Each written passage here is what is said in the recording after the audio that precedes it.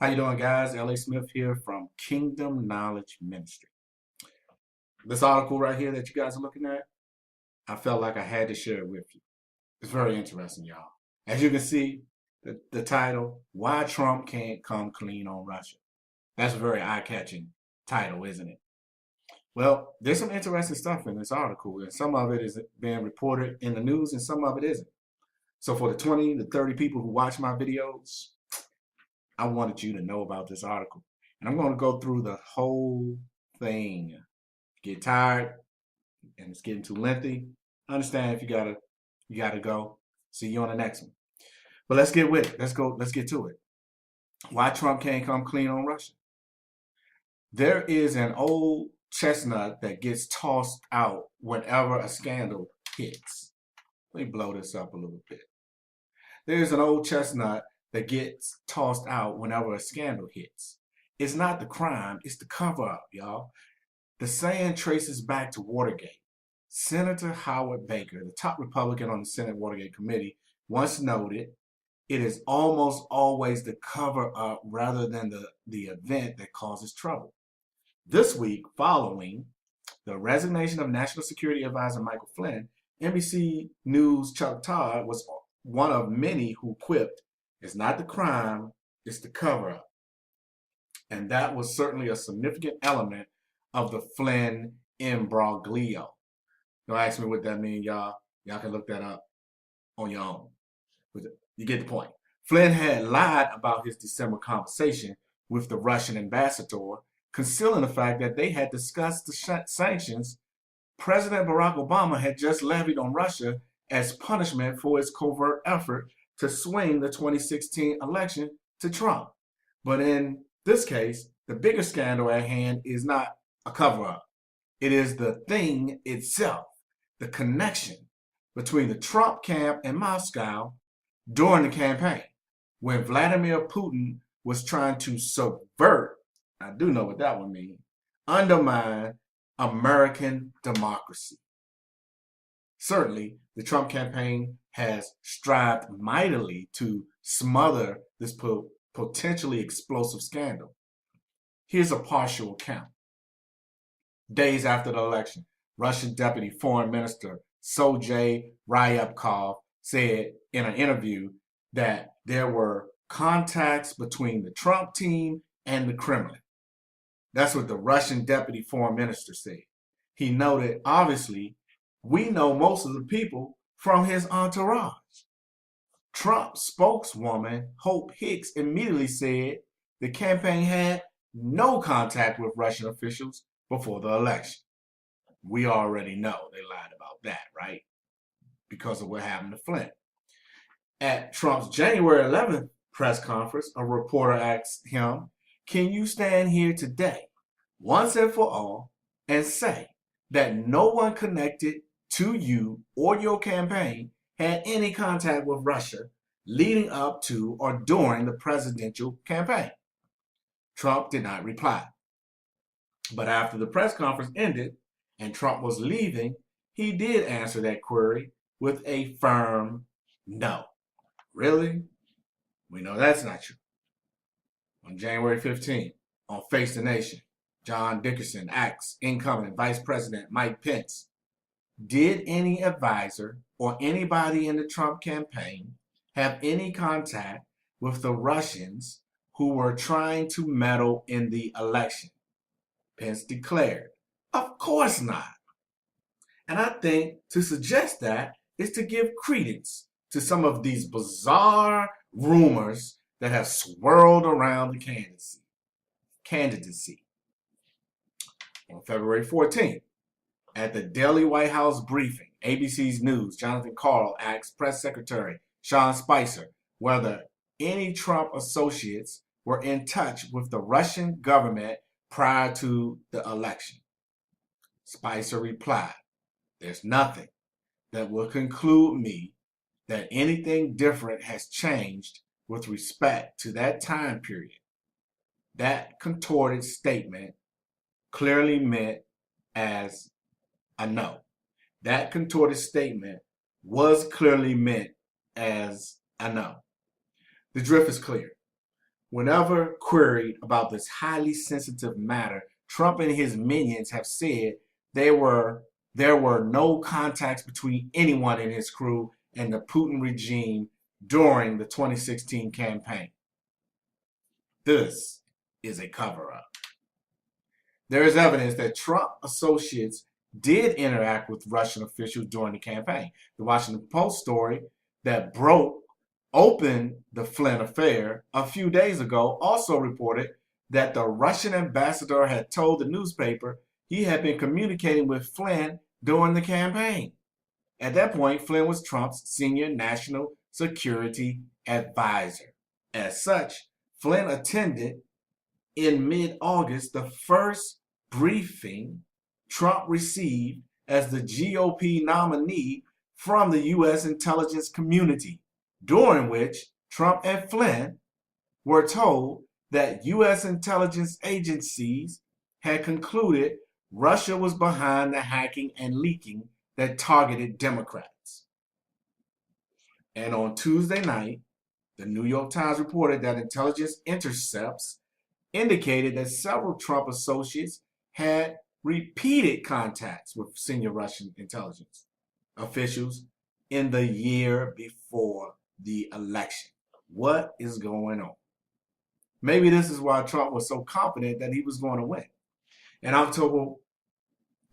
late October, this writer reported that a former foreign counterintelligence officer had sent memos to the FBI indicating that the Russian regime has been cultivating, supporting, and assisting Trump for at least 5 years. And that Trump and his inner circle have accepted regular flow of intelligence from the Kremlin, including on his Democratic and other political rivals. The memos also claim that Russian intelligence had compromised Trump during his visit to Moscow and could blackmail him, and that Russian intelligence had compiled a dossier on Hillary Clinton based on bug conversations she had on various visits to Russia and intercepted phone calls. On Tuesday, I bumped in, this would be the author, into a prominent Republican consultant. And he said that Trump had to get out in front of the burgeoning scandal and disclose all the facts because the cover-up is always worse. The Washington Post, Chris Cillizza, offered similar advice to the president on Wednesday morning. What is really needed, quote, what is really needed at this point is a full and complete debrief for the American people from Trump himself. Why was his campaign in constant contact with Russian officials? Who in the campaign or the broader Trump organization was involved? Are they still with the campaign or the business? What was discussed on these calls?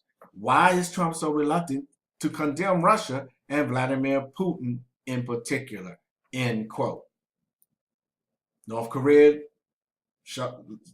launches a bomb, a missile, or whatever. Trump tweets, Trump talks about it. He jumps all over Mexico, but he never confronts Putin. But the cover up here may not be worse than the actions being covered up. At a minimum, it seems that Trump associates, at least Flynn, were secretly interacting with the Putin regime as it was plotting to subvert American democracy to help Trump win the White House. A key question is obvious. What did they discuss? The darkest possibility is that they talked about the Kremlin assault on the U.S. election.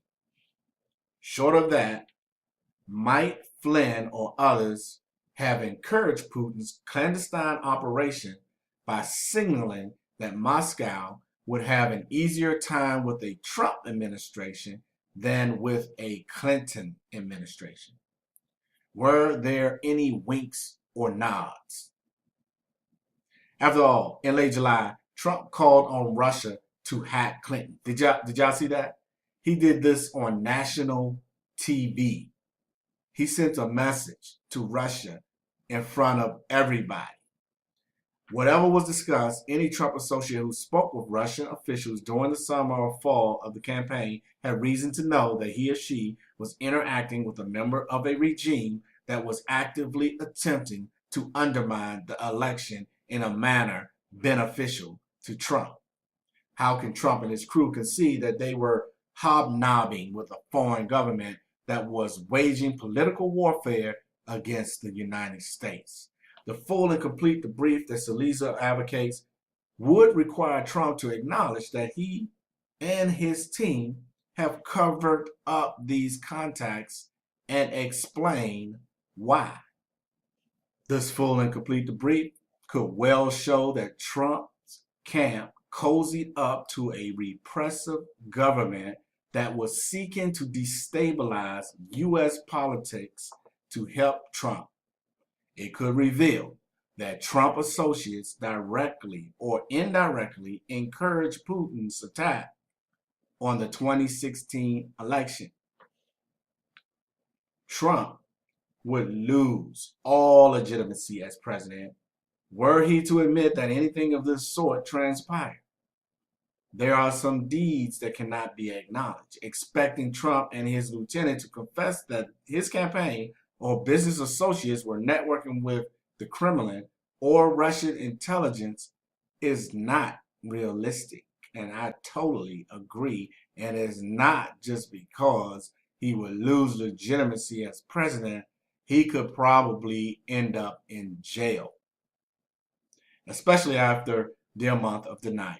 Trump also, for months, refused to accept the U.S. intelligence assessment that Russia was behind the hacking and leaking aimed at Democratic targets. This from U.S. intelligence.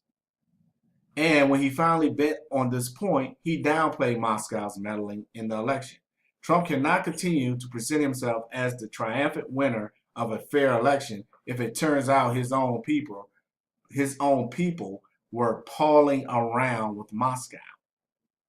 Another famous line is this: "You can't handle the truth."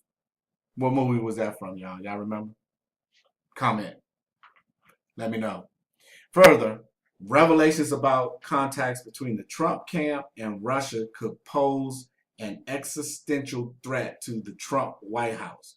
The clear choice for him and his gang is to deny, to stonewall, to distract, to lie. Trump doesn't explain the pre-election contacts. He complains about leaks. He casts all interest in this controversy as merely the revenge of the Clinton losers. He calls reporting on the Russian connection fake news and slams journalists pursuing the Flynn story as fake media. This is not shocking. He might not be able to survive a full accounting. The poison of the cover-up may be less deadly than the poison of the event itself. Only Trump and the people involved can know for sure. But investigations of the Russian contacts now being conducted by the FBI and the Congressional Intelligence Committee, if they are mounted effectively and yield public results, may eventually allow us to see the full calculation. And I pray to God that it does. If there's something going on here, I pray to God that it is revealed totally. In the meantime, the public can justifiably conclude that when it comes to Trump-Russia connection during the campaign, the Trump team has been covering up for a very good reason. All right, y'all. That's the end of the article. For those who hung in there with me, thank you. And I hope it was worth your time. Thanks for watching. God bless. As always, peace and love.